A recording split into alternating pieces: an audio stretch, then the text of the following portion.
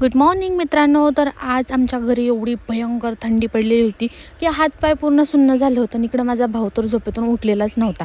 त्यानंतर म्हणलं बाहेरचा नजारा थोडासा बघावा, म्हणून चला तुम्हाला बाहेरचा नजारा दाखवते. इकडं घराच्या बाहेर काश्मीरचा फील येत होता आमच्या इकडे. अशा प्रकारची थंडी आमच्या इथं पडलेली होती. पूर्णपणे धुकं होतं आणि धुक्यामध्ये काहीच दिसत नव्हतं. अशा थंडीमध्ये माझी मम्मी भांडी घासायला बसली होती. माझी तर हिंमतच होत नव्हती. मम्मीने मस्त अशी भांडी घासून ठेवली. नंतर म्हणलं स्वयंपाकच करून घ्यावा.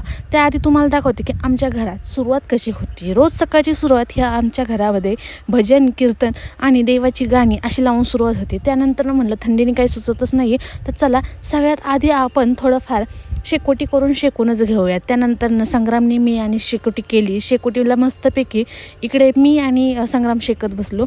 लवकरात लवकर मला काम आवरायचं होतं, कारण की आज जायचं होतं मला शेतामध्ये. कारण की शेतात जाऊन आज काम होतं मला.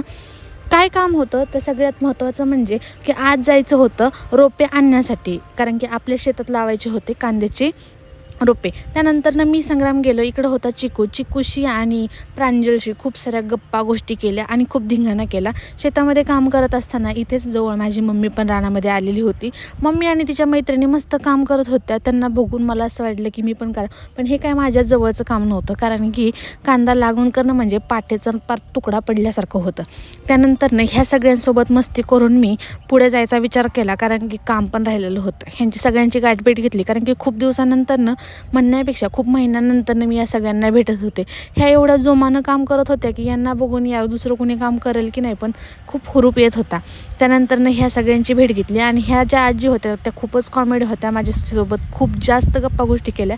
त्यानंतर आज आम्ही केले रोपे उपटून आणली आणि त्यानंतर शेतामध्ये लावायची पण होती. त्याआधी आम्ही गेलो मस्त असं फिरण्यासाठी गावामध्ये मामाकडे.